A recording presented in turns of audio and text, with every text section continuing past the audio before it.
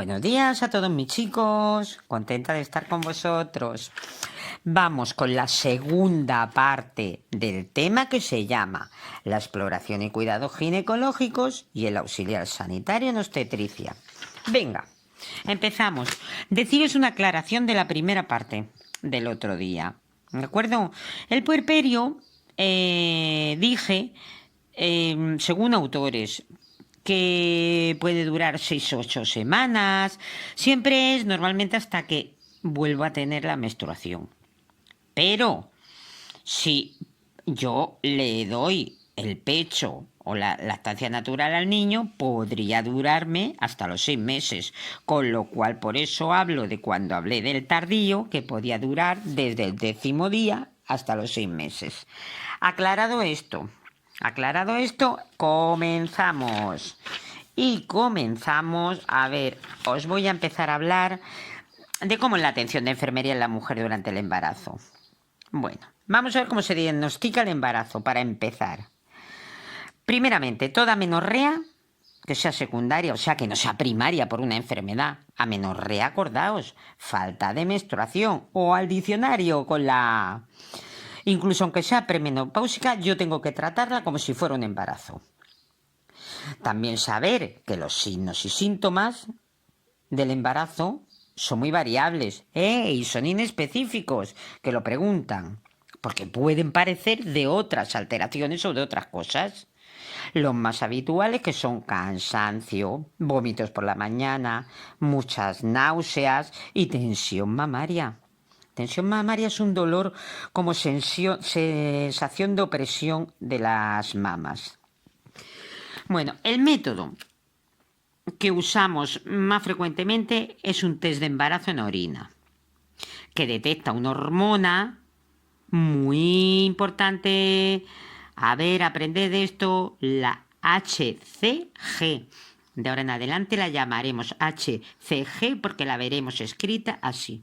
Y es la hormona gonadotropina coriónica humana. ¿Por qué cuando en el test se detecta esta hormona es seguro que estoy embarazada?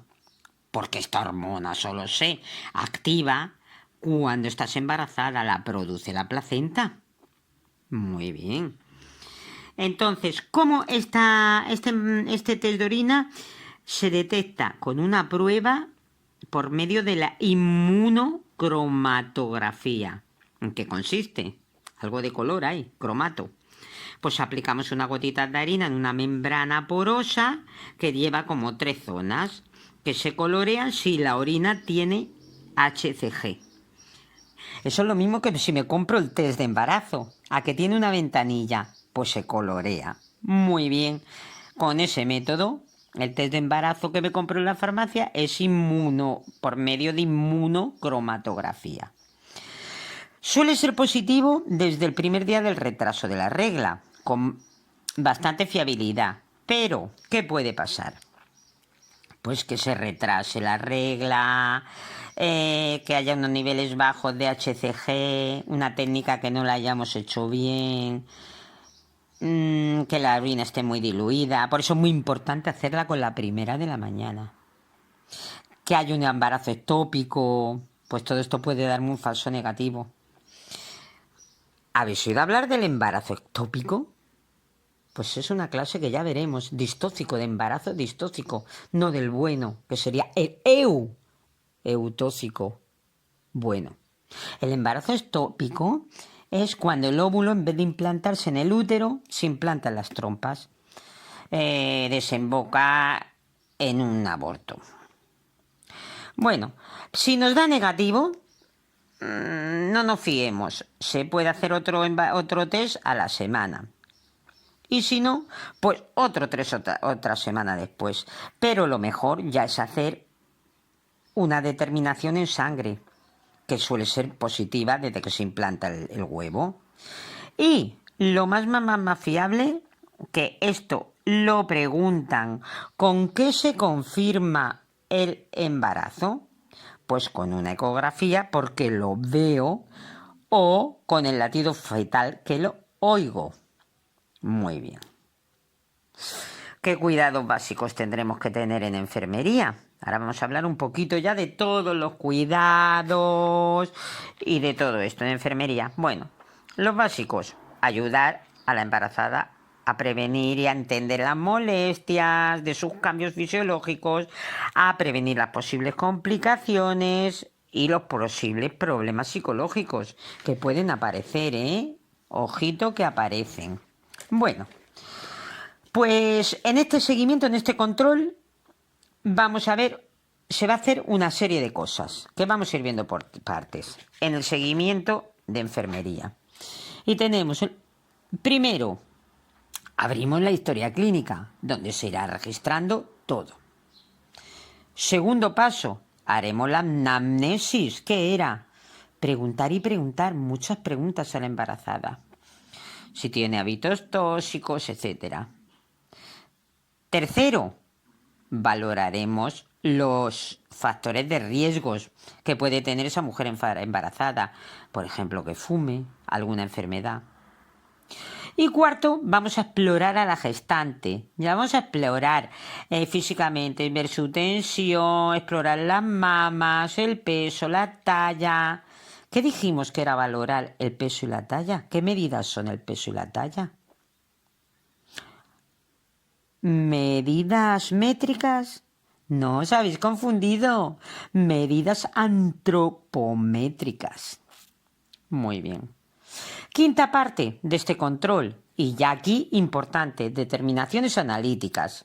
Las análisis que tenemos que hacerle, que van a ser muchos. Empezamos con un hemograma completo, que es un hemograma, un análisis de sangre.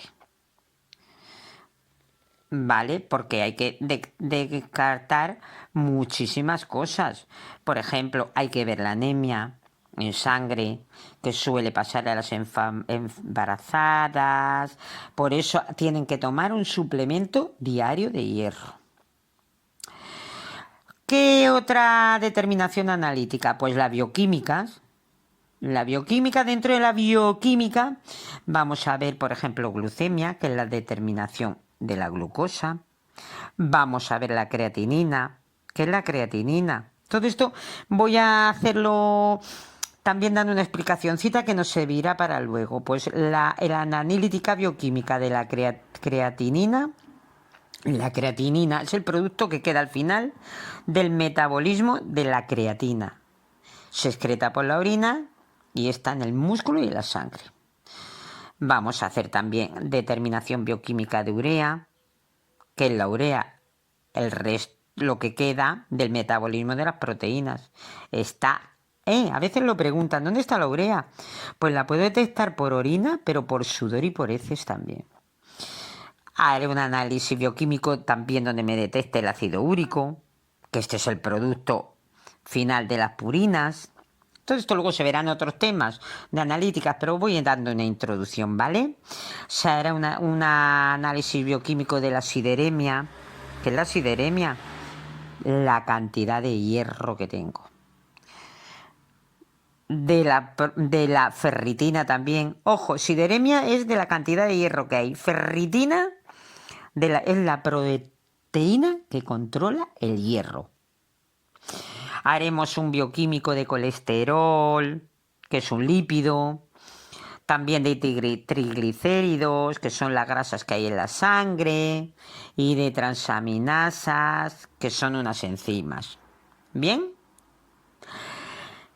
Hay una cosa que se mide, que es la glucemia basal, pero que no es que sea muy fiable. A ver, porque os explico. La glucemia basal tiene que darnos de 70, unos niveles de 70 a 110 miligramos por decilitro en los adultos, porque en los niños sería de 40 a 100 miligramos por decilitro. Pues esto de la glucemia basal no nos asegura que tengamos diabetes gestacional. Es una diabetes que se produce solo en el embarazo y a lo mejor luego se quita. Hay que hacer un test que se llama, muy preguntable, el test O'Sullivan, que es para la tolerancia oral a la glucosa. Y aquí sí que vemos si podemos tener diabetes gestacional. ¿Cómo se hace el test de O'Sullivan? Pues se toman 50 gramos de glucosa y si a los 60 minutos a la hora de hacer esta glucemia me da 140 miligramos por decilitro, sí que tengo que hacer otra prueba porque seguramente la tendré. ¿Y por qué nos da la diabetes gestacional o en el embarazo? Porque las hormonas de la placenta hacen que nos suban los niveles de glucosa.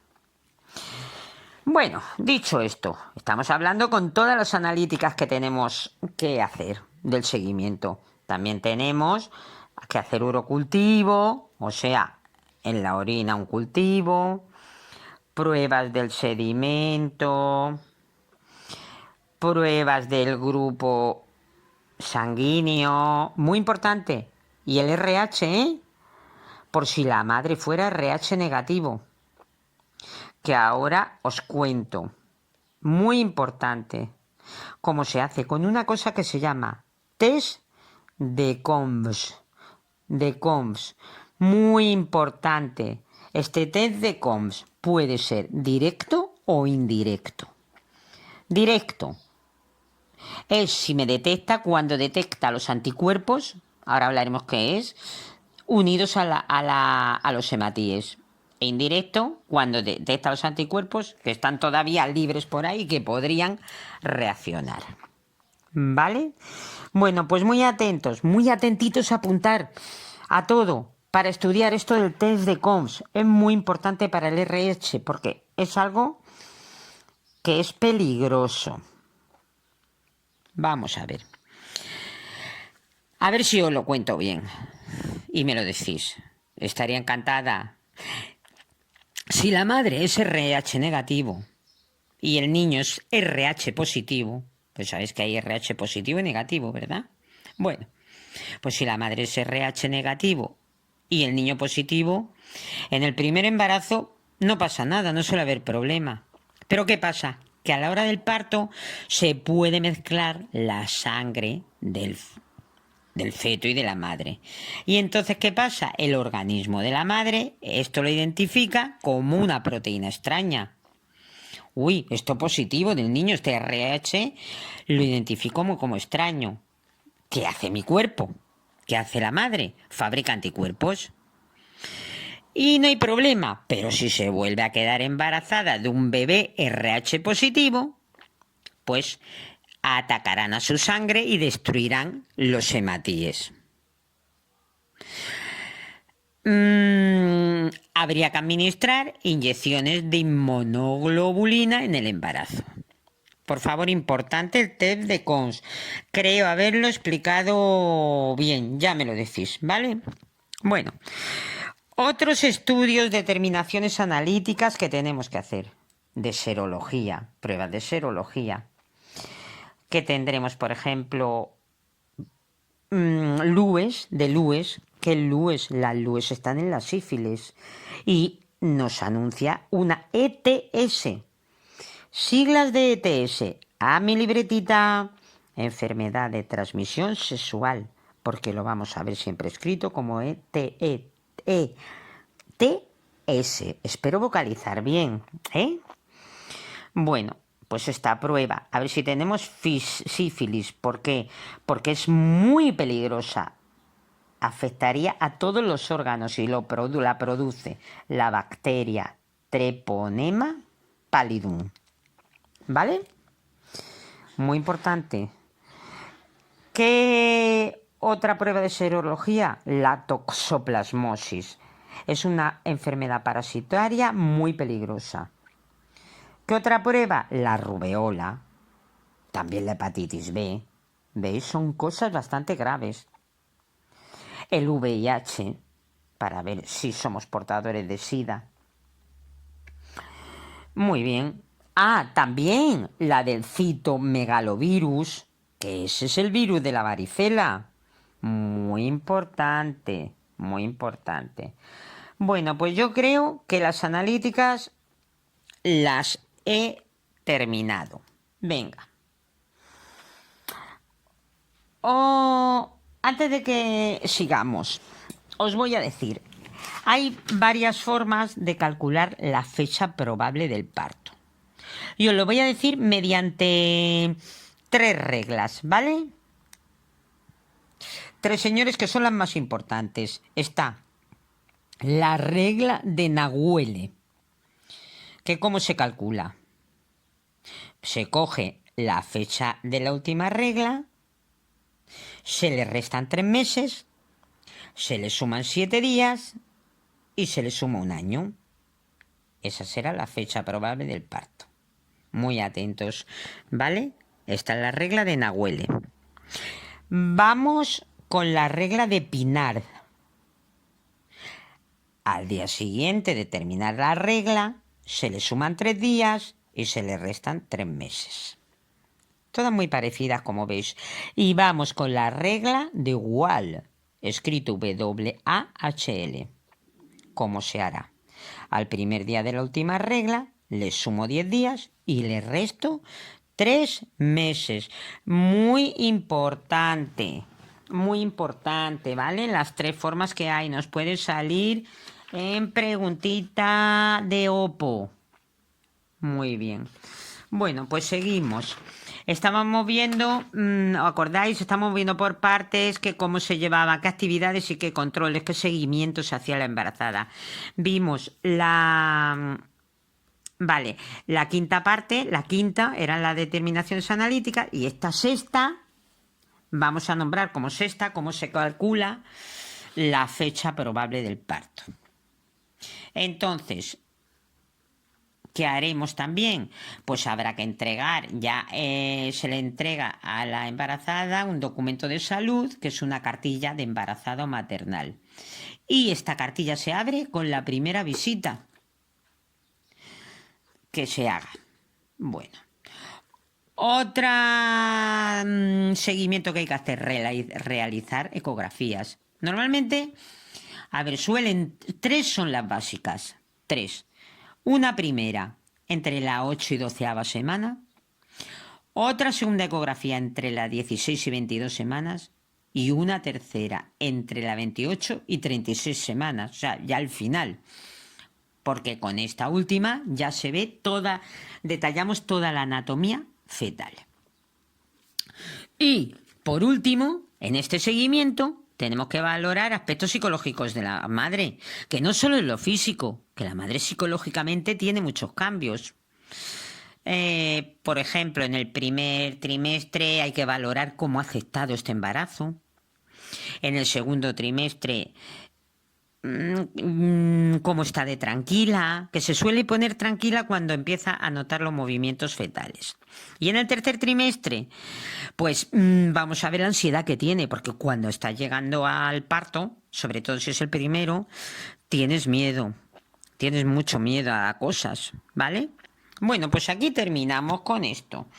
Siguiente parte, vamos a empezar a ver qué cambios fisiológicos se van produciendo. Y voy a ir nombrándolos por aparatos. Siempre, ojo, los cambios fisiológicos, cuanto antes se detecten, mejor, porque nos prevendrán de a lo mejor poder solucionarlos y que no desemboque en una situación muy grave. Venga, pues vamos con el aparato digestivo. Ya hemos dicho en la introducción que hay muchas náuseas y vómitos, sobre todo a primera hora de la mañana, malestar, hay estreñimiento. Ojo que lo preguntan, estreñimiento. Y hemorroides, ¿qué eran las hemorroides? Pues acordaros que las venitas del final del recto y del ano, pues suele ser por el estreñimiento, se me rompen, ¿vale? También hay pirosis. Pirosis, ¿qué es? No lo sabemos, pues me voy corriendo a buscarlo, a escribirlo. Es ardor en el esófago.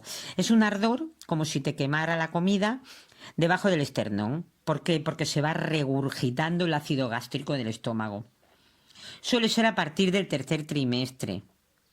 Puede ser por causas mecánicas, porque me apriete o por causas hormonales. Pues las náuseas y los vómitos tienen muchas causas, pero la más importante que es cuando se da en el primer trimestre, porque allá a partir del segundo trimestre van descendiendo o desaparecen, es por la HCG, porque en el primer de pronto es muy elevada y claro, mi cuerpo reacciona contra eso. ¿Qué tendremos que hacer para prevenir un poquito, náuseas y vómitos? No beber líquidos en ayunas, comer muchas veces y poquito, no tomar bebidas gaseosas, no tener el estómago vacío nunca, por supuesto, ni fumar ni ingerir alcohol, ¿vale?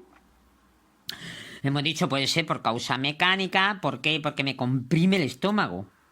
Y la causa hormonal, la progesterona. Porque esta progesterona me actúa sobre el cardias. ¿Qué era el cardias? La entrada del esófago al estómago. Recordando. Si no lo sabemos, si nos acordamos es que estamos aprendiendo muy bien, chicos.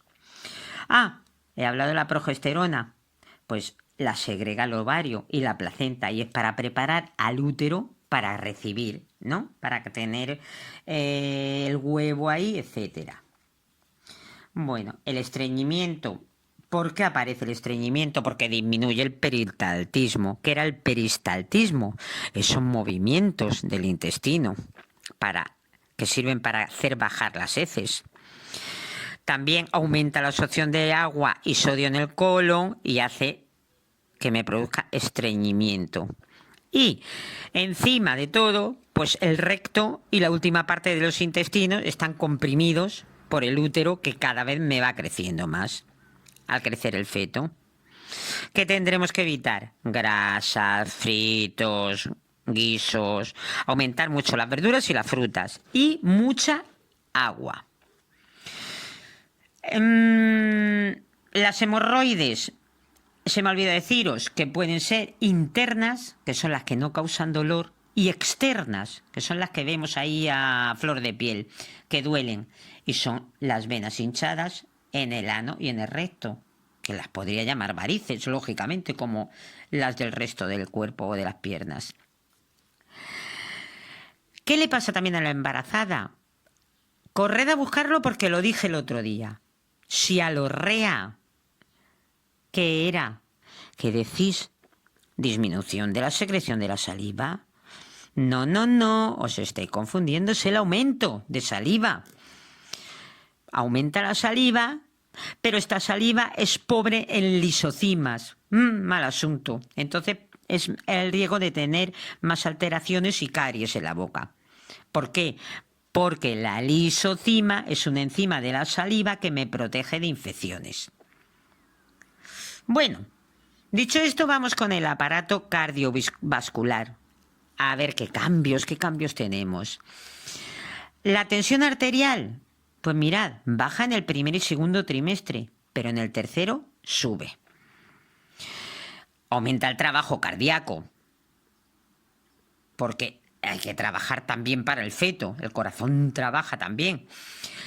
Aparece en edema, que era el edema, la hinchazón, que suele ser en las piernas, en los tobillos. Puede haber lipotimias, o sea, desvanecimientos por bajada de tensión. Los edemas también se producen porque al aumentar la presión venosa hay cambios en electrolitos como el sodio y el potasio. ¿Vale? Hay una cosa que es importante, que luego también la vamos a ver, pero que no quiero hacer aquí un inciso. Con edema, con hipertensión y con albúmina alta en orina, con que me aparezca albúmina en orina, tengo todas las papeletas, esto no es muy culto, bueno, puedo tener preeclampsia puerperal, que la eclampsia ya sí que es grave. Preeclampsia es cuando tengo edema y me sube la hipertensión, etcétera. ¿Por qué? Y tengo que cuidarme que no se me desemboque en eclampsia, porque la eclampsia puerperal me da crisis convulsivas parecidas a las epilépticas. Y puede ser durante el embarazo o incluso después del parto, teniendo una toxicosis gravídica, o sea, tóxicos en el embarazo, que ya veremos. La preeclampsia, mucho cuidado, cuidarla, daña los riñones. ¿Por qué? Porque se pierden proteínas por la orina. Y no es bueno. ¿Qué cuidados de enfermería para evitar los edemas podremos tener? No estar mucho tiempo ni de pie ni sentada, evitar sal en exceso, estar siempre tomándome la tensión arterial. Bien. La lipotimia creo que dije que se podían producir y que era una pérdida repentina de la conciencia. ¿A qué se debe? A esa progesterona que ya hemos hablado. Y también se acompaña de estar mucho tiempo sin comer y del calor. Una cosita, si al estar embarazada duermes en decúbito supino, o sea, lo que vulgarmente se entiende boca arriba, puede aparecer una hipotensión. Hipotensión, me baja la tensión de golpe, porque se me comprime la vena cava con el útero. Así que deberíamos estar en decúbito lateral y las piernas un poquito flexionadas. Muy bien, vamos con el aparato musculoesquelético. Voy a deciros consejitos y a ver qué nos pasa, qué pasa en las embarazadas. Calambres. ¿Qué eran los calambres? Corremos a apuntar. Son las contracciones involuntarias de un músculo. Los calambres aparecen en el tercer trimestre. Suelen ser por la compresión del útero. ¿Qué nos podemos poner? Calor local. También que tenemos en el aparato musculoesquelético lumbalgias, o también lo puedo llamar lumbociatalgia, que es dolor en la zona lumbar, pero me irradia, me llega hasta las piernas. Puede ser porque adopto posturas incorrectas y en la embarazada suele ser mucho porque me cambia el centro de gravedad y hace que se me agrave un poco más. A ver, ¿qué decir del aparato respiratorio? Disminuye la capacidad funcional pulmonar. ¿Por qué? Porque hay un aumento de la frecuencia respiratoria. También aumentan las ronqueras, las disfonías y las afonías. ¿Qué diferencia la disfonía de la afonía? Disfonías, alteraciones como ronqueras. Afonías, no, pérdida total de la voz. Alteraciones, porque empieza por dis. El prefijo a es que no. Fonías, pérdida total de la voz. También suele haber congestión nasal. Y hacia el final del embarazo, disnea. ¿Qué era disnea? Muy bien, dificultad respiratoria. Y en esta clase voy a terminar con el aparato urinario, con los cambios en el aparato urinario. Pero seguiremos la próxima clase porque hay muchos cambios, ¿vale? Bueno, pues en el aparato urinario, ¿qué se produce? Poliuria y polaquiuria. Ojito, pregunta que les gusta mucho a los señores que preparan las oposiciones, porque nos podemos confundir. Si termina en uria, es de la orina. Eso blanco y en vasija, leche fija. Pero poliuria es un volumen más elevado de la orina normal. Sin embargo, polaquiuria es el aumento de número de veces que orinamos. Esto se da mucho en el primer trimestre. Y también aparece nicturia. Si termina en uria, de la orina. Pues, ¿por qué la nicturia? Pues me hago mucho pis por la noche, todo por la compresión del útero. Deberíamos, para que no estemos toda la noche levantándonos por la nicturia, pues no beber tanto líquido por la tarde. ¿Vale? Y aquí, chicos, terminamos. Siempre, a ver, suscribíos, dale a me gusta y pasadlo a mucha gente, ¿vale? Decíos por último que en las clases siguientes siempre voy a optar, a ver, porque soy humana y yo estoy hablando de la clase, en base tengo un esquema y voy guiándome para no perderme en el limbo, pero a lo mejor en mi mismo hablar, pues alguna palabra quiero decir una y digo otra. Perdón, os pido perdón y en la siguiente clase pues siempre me acordaré y lo digo al principio, ¿de acuerdo? Venga, un saludito, hasta la próxima clase. Besos.